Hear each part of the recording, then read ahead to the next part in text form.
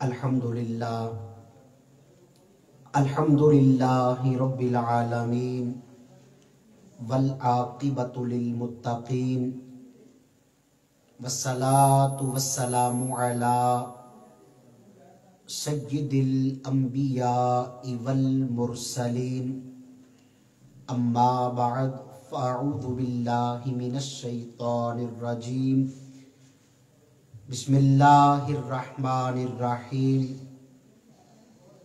قال اللہ تبارک و تعالی فی کتابہ المجید من عمل صالحا من ذکر او انثی وہو مؤمن فلنحیینہ حیاتا طیبہ صدق اللہ العظیم وصدق رسولہ النبی الکریم الامین ونحن علی ذالک لمن الشاہدین والشاکرین والحمد للہ رب العالمین۔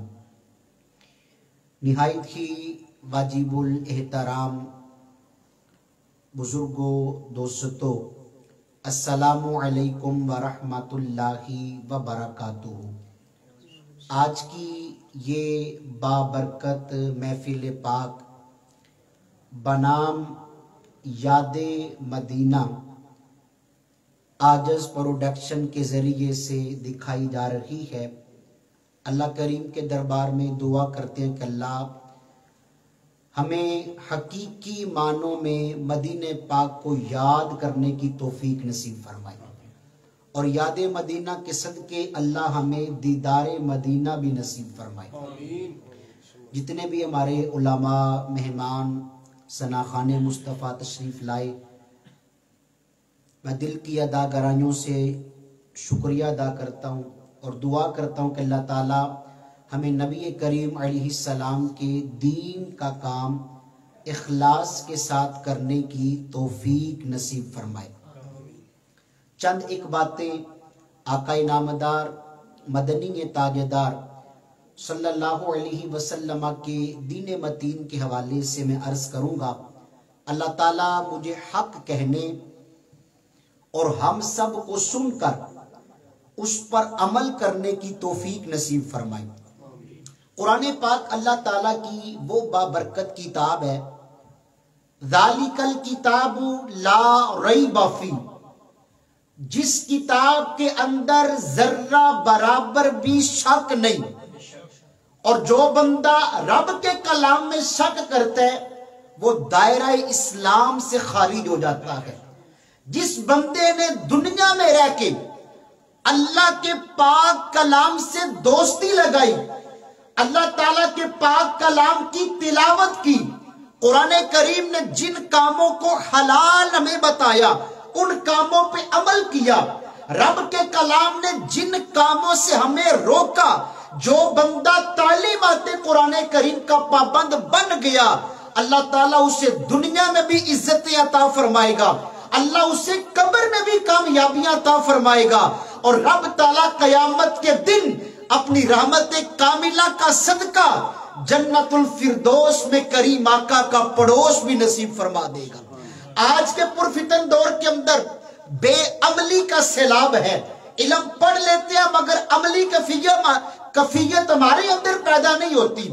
لیکن جو بندے آقا کریم علیہ السلام کے دین کا علم سیکھ کر اس پر عمل کرتے ہیں، رب تعالیٰ ان کو مقام کیا عطا فرماتا ہے۔ 14ویں پارے کے اندر اللہ پاک نے اسی بات کو بیان فرمایا۔ اللہ فرماتا ہے من عمل صالحا من ذکر او انثی وہو مؤمن فلنحیینہ حیاتا طیبہ۔ اللہ فرماتا ہے جو بندہ نیک عمل کرے، چاہے وہ مرد ہو چاہے وہ عورت ہو، لیکن شرط یہ ہے ہو وہ ایمان والا، جب زندگی اپنی آقا کریم علیہ السلام کی شریعت و سنت کے مطابق گزارے گا، اللہ فرماتا ہے ہم اس بندے کو انعام دیں گے. ارے کون سا انعام؟ نیک اعمال کرنے والے مرد کو، نیک اعمال کرنے والی عورت کو اللہ کی ذات عطا فرما رہی ہے. اس انعام کو بھی اللہ تعالیٰ نے اسی مقام پہ بیان فرمایا فَلَنُحْيِيَنَّهُ حَيَاتًا طَيِّبَةً. اللہ فرماتا ہے تم نیک اعمال میری رضا کی خاطر کرو، میں تمہیں عبادتوں کی مٹھاس عطا فرما دوں گا، میں تمہیں عبادتوں کے اندر لذت عطا فرماؤں گا. آج کتنے ہمیں نوجوان ملتے ہیں، یار میں نماز پڑھتا ہوں مجھے سکون نہیں ملتا، میں قرآن کریم کی تلاوت کرتا ہوں لیکن میرے اندر سے بے چینی گھبراہٹ یہ ختم نہیں ہوتی. ارے کیا وجہ ہے؟ وجہ یہ ہے ہم نے اپنے اسلاف کے طرز عمل کو چھوڑ دیا.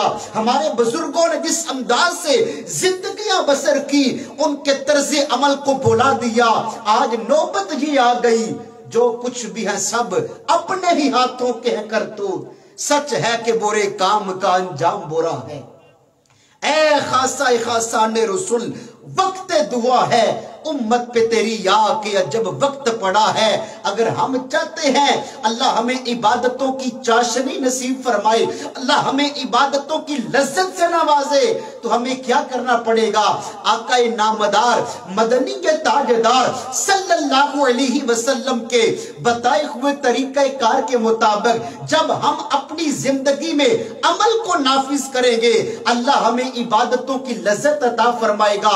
آج کے پرفتن دور کے اندر کتنے علماء پہلے بزرگوں کے واقعات ہمارے سامنے بیان کرتے ہیں اس لیے کہ ہم سبق سیکھیں، اپنی زندگی بہتر بنائیں. لیکن کبھی ہم نے غور کیا ان لوگوں کے واقعات آج سنا کے لوگ رائے راست کی طرف آ رہے ہیں. وجہ کیا تھی؟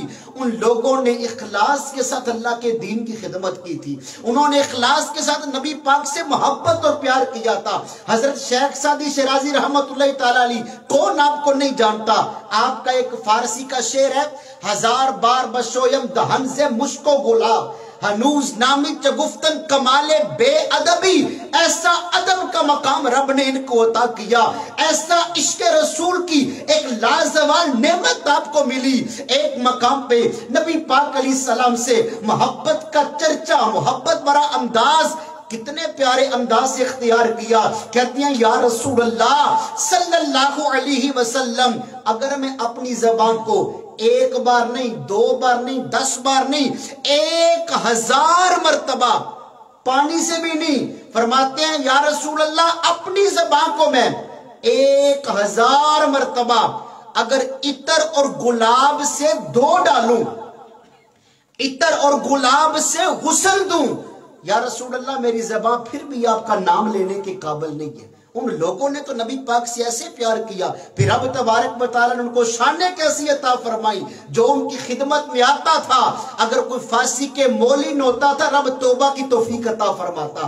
اگر کوئی غیر مسلم اللہ کی اولیاء کی صحبت میں آتا اللہ اسے دامن اسلام کی نعمت عطا فرما دیتا. آج کمی میرے اندر ہے، کمی ہمارے اندر ہے، ہم نے آقا علیہ السلام کے دین پہ عمل کرنا چھوڑ دیا. آئیں ایک دو حدیث پاک نبی کریم علیہ اسلام کے دین متین والی میں آپ کے سامنے پیش کرتا ہوں.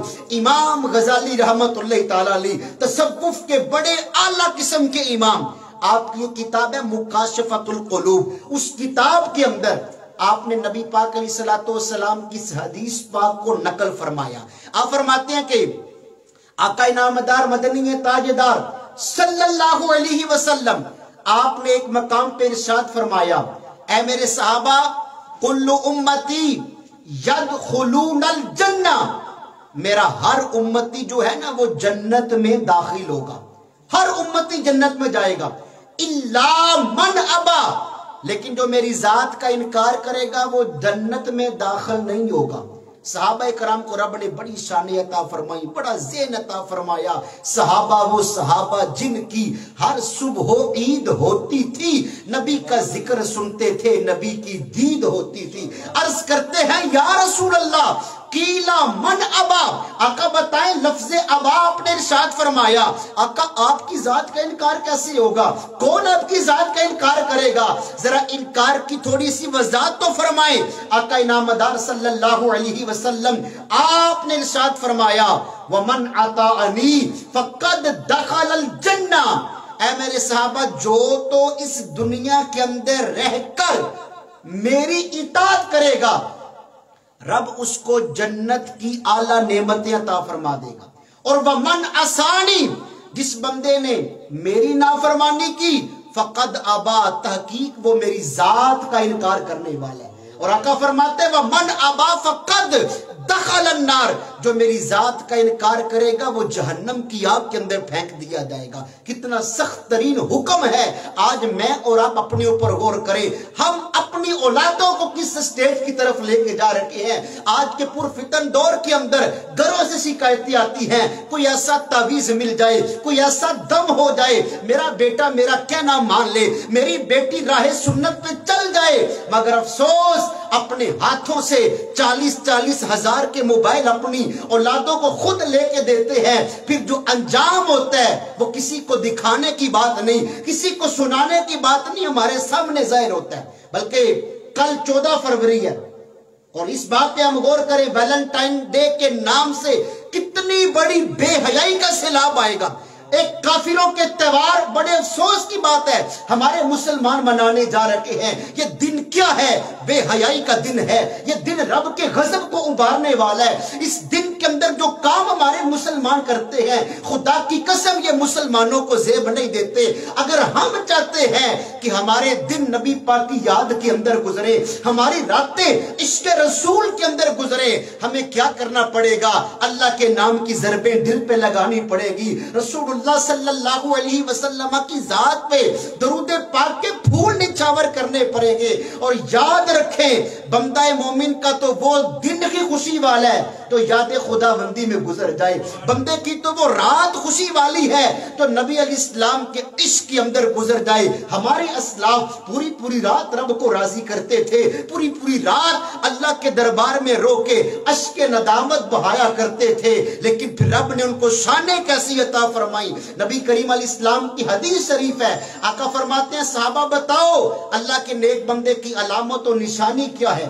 صحابہ کرام نے عرض کیا واللہ تعالی ورسولہ اعلم، آقا ہمیں تو نہیں پتا، بہتر جانتے، اللہ کی ذات بہتر جانتی ہے۔ تو نبی کریم علیہ السلام نے فرمایا کہ رب کے نیک بندے کی نشانی یہ ہے جب تم اس کا چہرہ دیکھو تمہیں رب کی یاد آ جائے۔ ان لوگوں نے اللہ کو یاد کیا۔ آج اگر ہم چاہتے ہیں ہمیں عبادتوں میں لذت ملے، ہمارا عبادت کے اندر دل لگے، ہم شیطان کی پیروی سے بچ کے رب رحمان کی پیروی شروع کریں، آقا علیہ السلام کے طرز عمل کے مطابق ایک ایک پل ہمارا گزرے، تو ہمیں کیا کرنا پڑے گا؟ اپنی زندگی کو تبدیل کرنا پڑے گا۔ آج بعض بندے بڑی ایک مایوسی کے عالم میں کہتے ہیں یار میں تو بوڑھا ہو چکا ہوں، اب تو میری ہڈیوں میں مغز بھی نہیں رہا، اب تو میرے بالوں میں سفیدی آ گئی ہے، میری کمر جھک گئی ہے، میں بڑا گناہگار ہوں، اب میرا رب میرے گناہ معاف نہیں فرمائے گا۔ لیکن آئیں چلتے ہیں دربار مصطفیٰ میں، نبی کریم علیہ السلام نے فرمایا التائب من الذنب کمن لا ذنب لہ، گناہوں سے توبہ کرنے والا ایسا ہے جیسا کہ اس بندے نے کبھی گناہ کیا ہی نہیں۔ اگر کوئی زمانے کا عاصی و پاپی رب کے دربار میں جھک جاتا ہے، رب کعبہ کی قسم اللہ اس کی زندگی کے گناہوں کو معاف فرما دیتا ہے۔ حضرت موسیٰ علیہ السلام کا واقعہ علماء نے لکھا، آپ اللہ کے وہ نبی ہیں جن کا لقب ہی کلیم اللہ، رب سے کلام کرنے والے۔ علماء فرماتے ہیں کہ طور پہاڑ پہ ایک دن جناب موسیٰ کلیم اللہ علی نبی جی علیہ السلام گئے، عرض کی اے رب جلیل، اللہ تعالیٰ نے فرمایا کیا پیارے کلیم اللہ حکم؟ عرض کی اے مالک کریم ایک سوال پوچھنے۔ اللہ تعالیٰ نے فرمایا کہ پوچھو کون سا سوال ہے؟ موسیٰ علیہ السلام نے رب کے دربار میں عرض کیا یا اللہ پوچھنا یہ ہے جب کوئی تیرا نیکوکار بندہ تیرے نام کا ذکر بلند کرتا ہے تو اے اللہ تو اپنے بندے کو جواب کیسے دیتا ہے؟ اللہ فرماتا ہے کہ جب کوئی میرا نیک بندہ میرا چرچا کرتا ہے، میری اطاعت کرتا ہے، میری بندگی کرتا ہے، میرا ذکر کرتا ہے نا، تو میں ایک بار کہہ دیتا ہوں اے بندے لبئی میں تیرے لیے حاضر ہوں، تو نیکی کے کام کرتا جا، میں جنت میں تیرے درجے بلند کرتا جاؤں گا۔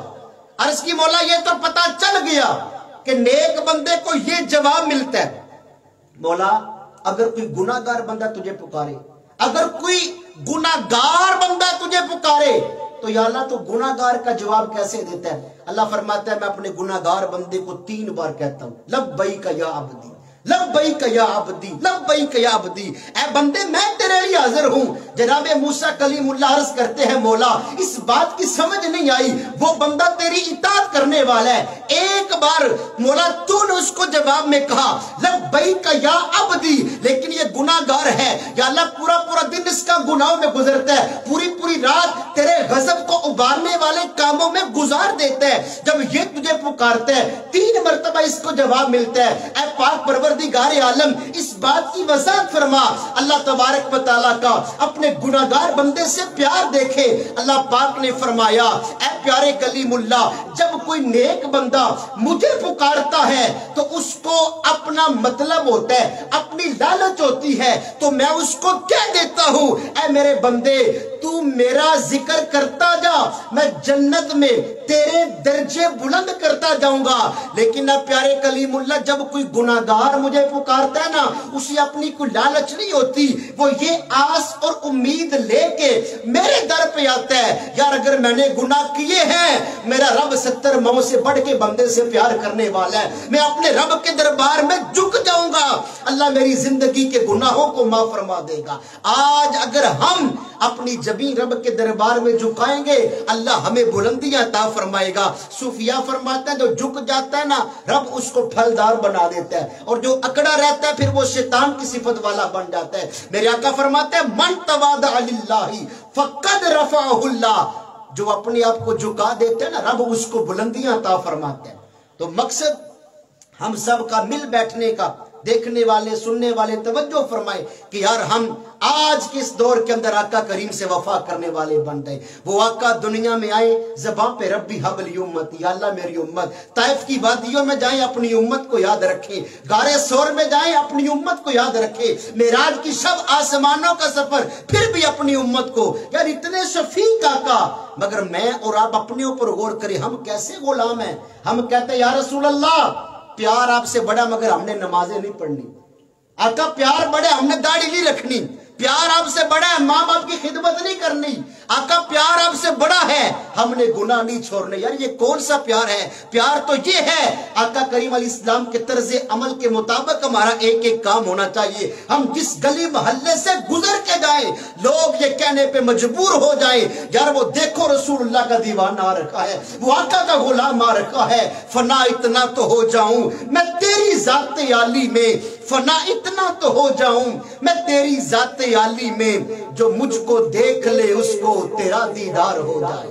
من عمل صالحا من ذکر او انثی، اللہ فرماتا ہے چاہے کوئی مرد ہے چاہے کوئی عورت ہے اچھے عمل کرے ہوں وہ ایمان والے، فَلَنُحْيِيَنَّهُ حَيَاتًا طَيِّبَةً، اللہ فرماتا ہے ہم انہیں تر و تازگی والی زندگی عطا فرماتے ہیں، اور تر و تازگی والی زندگی یہ ہے اللہ انہیں عبادتوں کی لذت عطا فرما دیتا ہے۔ تو یہ ایک پیغام ہے، آئیں آخر میں یہ نیت کرتے ہیں کہ انشاءاللہ ہم نبی کریم علیہ السلام کے طریقہ کار کے پابند بنیں گے۔ آقا کریم علیہ السلام نے جن کاموں کا حکم دیا دنیا کے اندر وہ کام کریں گے، جن کاموں کے کرنے سے نبی کریم علیہ السلام کی ذات نے ہمیں روکا ان کاموں سے رک جائیں گے۔ جب ہمارا ایک ایک پل ایک ایک کام اور علم دین سب سے بہترین چیز اپنی اولادوں کو دین کا علم سکھائیں۔ اگر ہم چاہتے ہیں نا کہ ہماری آنے والی اولادوں کے اندر رسول اللہ کے دین کی خوشبو ہو، عشق رسول کی مہک آئے، انہیں دیندار بنانا پڑے گا۔ صحابہ کرام نے ہم جیسے غافل لوگوں کے لیے بڑی باتیں بیان فرمائی، مگر کمی یار ہمارے اندر یہ ہے ہم دین پڑھتے نہیں۔ حضرت ابو دردہ رضی اللہ تعالیٰ کتنے بڑے جلیل القدر صحابی تھے، آپ کی خدمت میں دور دراز کا رہنے والا بندہ آیا، کہتا ہے حضرت صاحب آپ صحابی رسول ہیں، اور صحابی اس اللہ کے نیک بندے کو کہتے ہیں جس نے عین ایمان کے عالم میں نبی پاک علیہ السلام کا دیدار کیا اور ایمان کی حالت کے اندر ہی ان کا وصال ظاہری بھی ہوا، اسے صحابی رسول کہتے ہیں۔ تو وہ بندہ کہتا ہے حضرت بڑی دور دراز کا سفر کر کے آیا ہوں، نیت یہ کوئی وصیت ہی فرمائے میں بھی نیک بندہ بن جاؤں، کو اپنے لیے سبق سیکھ لو. آپ نے 4 وصیتیں فرمائی. آخری بات توجہ فرمائے، آپ نے فرمایا بیٹا پہلی بات اذکر اللہ فی السراء یذکرک فی الضراء، ہر حالت میں اللہ کا ذکر کرو، تنگی کے عالم میں بھی، مشکل کی گھڑی میں بھی، خوشی کے عالم میں بھی. اس کا فائدہ تمہیں یہ ہوگا نا، جب تمہارے اوپر کوئی مشکل وقت آئے گا رب تمہاری مدد فرمائے گا. آگے فرمایا بیٹا کن عالمن، عالم دین بن جاؤ، عالم دین بن کے لوگوں کو دین کا علم سکھاؤ. وہ صحابی رسول تھے نا، براہ راست نبی پاک کے فیض یافتہ تھے. ان کو پتا تھا کہ یہ لوگ دین نہیں پڑھیں گے، یہ دین سے کترائیں گے، غفلت کی طرف جائیں گے. آگے پتا کیا فرمایا ہم جیسوں کے لیے؟ فرمایا اے بیٹے اگر تم عالم دین نہیں بن سکتے او متعلمن، کم از کم طالب علم بن جانا، دین کو طلب کرنے والا بننا، دین سیکھنا. پھر آپ کو پتا تھا کچھ لوگ دین بھی نہیں سیکھیں گے، اپنی دنیا داری کے کاموں کے اندر محو ہو جائیں گے، ان کے پاس دین سیکھنے کا وقت نہیں ہوگا. فرمایا کہ اگر تم طالب علم بھی نہ بن سکو نا، او مستمعین، کم از کم علماء کی خدمت میں جا کے اپنے کانوں سے دین سننے والا بن جانا، سن سن کے اپنے آپ کو نیک بنا لینا. آگے فرمایا چوتھی قسم کے اندر نہ آنا، چوتھی میں آؤ گے تو تم ہلاک کر دیے جاؤ. نہ بندہ عالم بن سکے، نہ طالب علم بن سکے، نہ علماء سے محبت کر کے دین سیکھ سکے، پھر وہ سمجھ لے شیطان کے راستے کے اوپر چل رہا. اللہ تعالیٰ ہم سب کو دیندار بنائے. آج کی اس ہماری محفل پاک بنام یاد مدینہ کے اندر جتنے بھی احباب حاضر ہیں، میں سب کے لیے دعا کرتا ہوں اے کاش کہ ہم اسی ماہ رمضان میں آقا کے در کے مہمان بن جائیں.